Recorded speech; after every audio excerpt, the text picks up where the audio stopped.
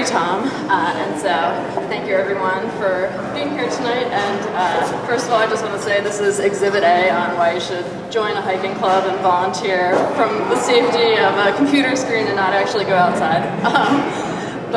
So I'm here tonight to talk to you about our trail map program at PATC. And so I'm just going to tell you a little bit about our club, and then we'll go over the history and future of the trail map program, and then finally I'm going to present some GIS Committee volunteer opportunities.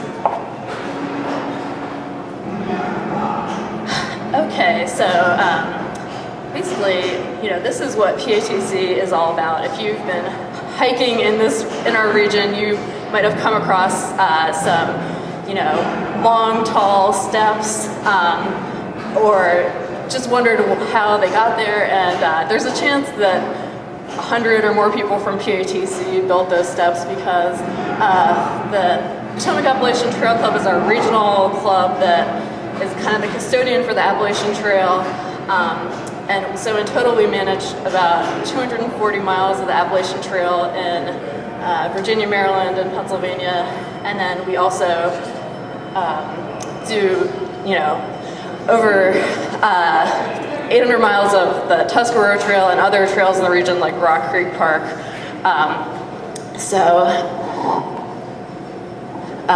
This is just a view of the coverage of the different maps that we have. That there's about 20 of them, and so this just kind of shows the extent of how many maps that we produce. And so kind of the point of this presentation is that a lot of hikers really prefer the PATC maps, and so why is that? And I actually brought here with me 3 maps of the Shenandoah National Park, one from the National Park Service, one from National Geographic, which is what you'll find if you go on like Amazon or other places, and then one of the PATC maps. So afterwards, I welcome you to come up here and kind of take a look through them yourselves.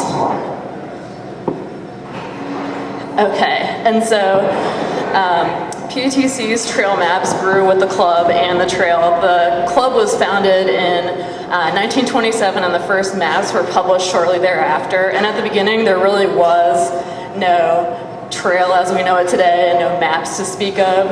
So this guy with the measuring wheel, Myron Avery, was the founder of PATC and also one of the people who kind of got the Appalachian Trail as a whole going. And so,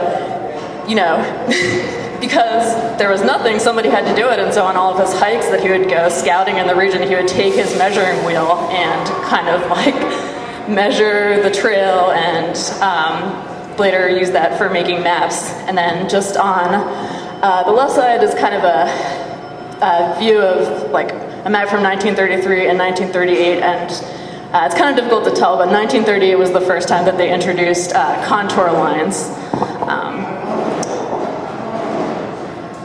So that's just to say that there's been changes and evolutions all along the way, and we're still doing that today. So I'm just going to quickly go through these slides that are just kind of a montage.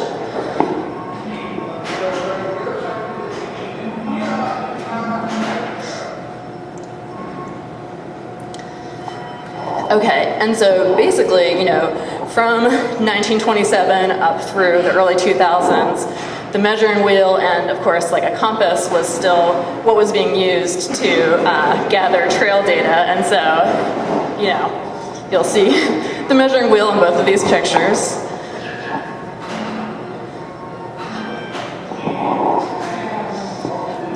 But 2010 was the birth of the GPS Rangers, and that was around the time that there was a new cartographer, and he had some contacts in the tech world, and they decided to make the first app. But they realized the maps weren't geo-referenced, and they were like, well, how do we geo-reference this data? And the answer was to go out and collect GPS data.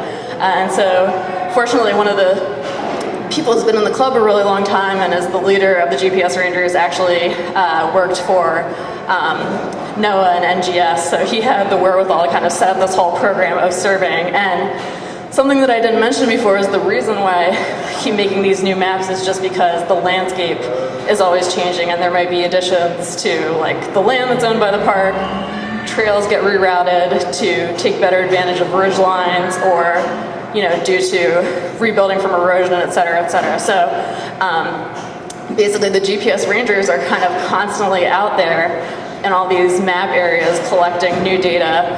And so they use, typically now, just a Garmin GPS receiver. They're not using cell phone data like you might find in open source maps.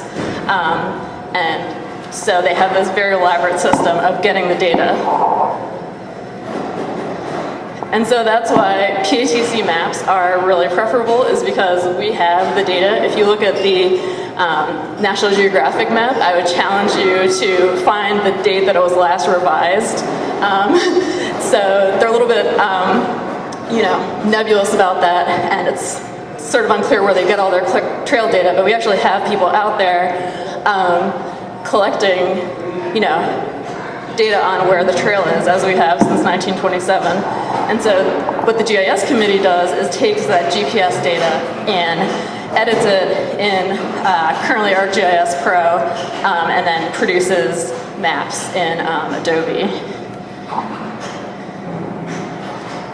So this is kind of what a modern day map looks like. I just stole this photo off the REI website where you can purchase the maps.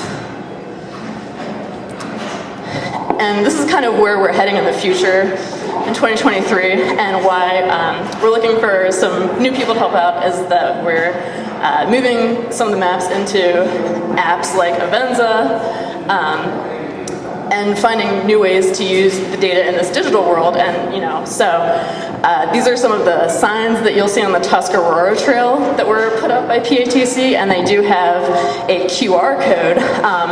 And so these are from a few years ago, and the code goes to a website, but it's just the idea of people are out there hiking with their cell phones, and they might not have a map, and they might be lost. So it's like, how do we, connect with them and meet them where they are in this digital age? And so these are the positions that we're currently recruiting for. I'm going to put the link to the posting for the volunteer recruitment in the meetup, along with contact information.